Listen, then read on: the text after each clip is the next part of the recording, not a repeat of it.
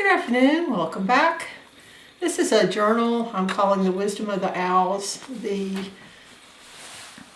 cover was kind of in my head for a little over a year. I was out in our area and the paper bark trees were shedding some of their bark. So to make this cover, what I did was I took a piece of black mat board, and I had experimented with whether or not I wanted a rectangular opening or an ovalish opening, and I decided to go with the ovalish opening. I also was trying to decide whether or not I wanted just a trunk that was about that wide versus covering the whole cover, and I decided to go this route, but I think either way would have been kind of interesting. So what you do is you pick up the bark, and if it's real dry, you soak it a little bit in water so it gets soft, and then you press it. And you want to press it till it's bone dry, so mine was in the press for a couple of weeks. And then I use this glossy, heavy gel medium, and I put some first on the board, kind of buttered it up, and then put it onto the pieces and laid them down in kind of an overlapping manner like this to get all of this good texture and everything showing. And then when I finished gluing it, I went over it with the medium on the top. And the medium soaks into this bark, and when you do that, it almost sort of plasticizes it. And so instead of being real brittle like it is now, where it'll just break really easily, it becomes more pliable and you can cut and shape it. The little owl is a 3D printed owl that my son did for me on his 3D printing machine. And then I painted it first red and then with some burnt umber, and then went over it with 3 different colors of gilders wax and added the little crystal eyes. This background here is some marbled paper that was dark enough to, but had a little bit of texture to it so that it wasn't just totally flat, because I tried black paper behind here. I tried just letting this book cloth come through and it looked weird. So that's kind of how I did the cover. The cover is a 3-piece cover. The spine piece is put into a little channel groove that you leave by overlapping 2 pieces of book board so that you have a groove that's open for the spine piece to go into. My marble paper on the inside. I used some of my photography in this one. This is some lichen that is in the woods, and created a title page. The other thing that had inspired me for this was there was a series of 4 artist trading cards by On a Whimsical Adventure with these little owls and little quotes, and you'll see all of those in here. The eco print paper is, this one happens to be Ephemera's Vintage Garden, but I also have, this one is mine. So there's some of each in there. The owls are, other than the ones from the cards, are from the Graphics Fairy. And this one is one of Ephemera's Vintage Garden, but I wanted more writing space, so I gessoed it.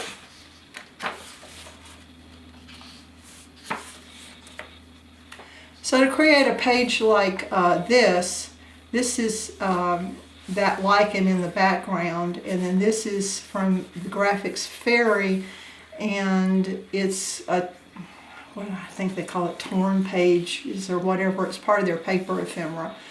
And then I took a piece of my eco print paper and had scanned it in, and I layered it on top, and then told Photoshop that I wanted to create a clipping mask so it made it the same size as the torn paper.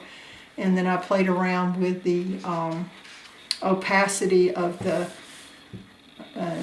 up top digital till I kind of got it where I could write on it. So that's sort of how you create those.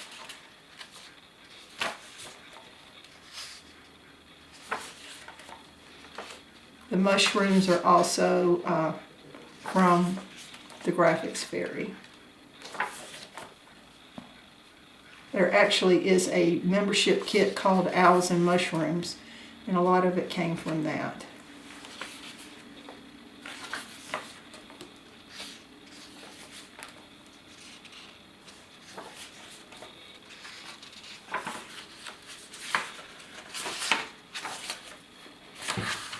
So it's a writer's journal, and you can see that I play around with digital stamping. This is actually a photo that I took in the woods here during the fall, so it has some fall color on it. And this is a piece of my parsley dyed paper, and I just ran it through on about 50% opacity, and you just get this sort of ghost image of the woods.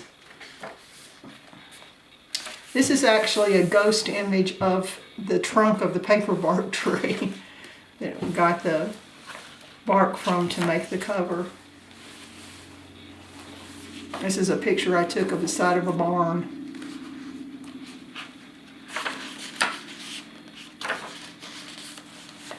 This one right here is Artie Mae's. She had a winter collection that had this owl on it, and I just treated it like I did the artist trading cards, like this one, and just made it a little larger and made it clipped it to a torn page and made a page out of it.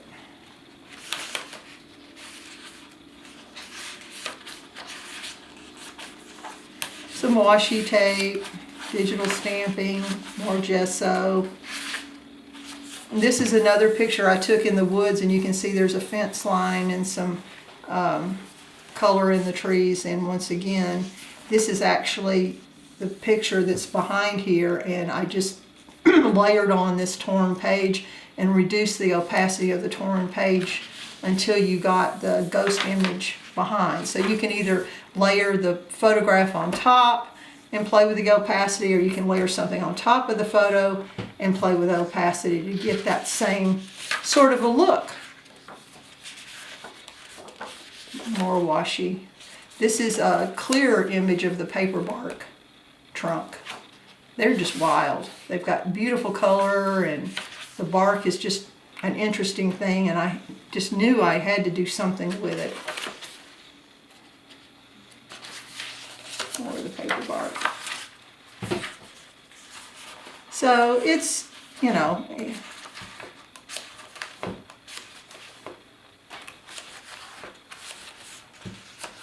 just lots of owls, lots of ferns and leaves and trees, and there's another one of those trading cards that I clipped to a torn page. But I will enjoy using this during the fall season on the hikes and things that we do, because it'll have all the imagery that goes along with that.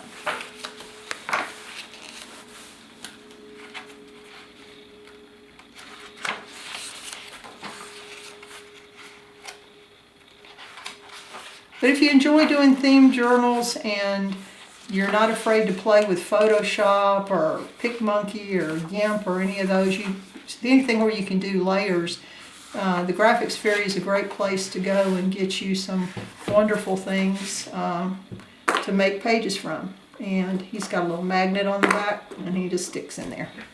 Thank you very much for watching. See you next time.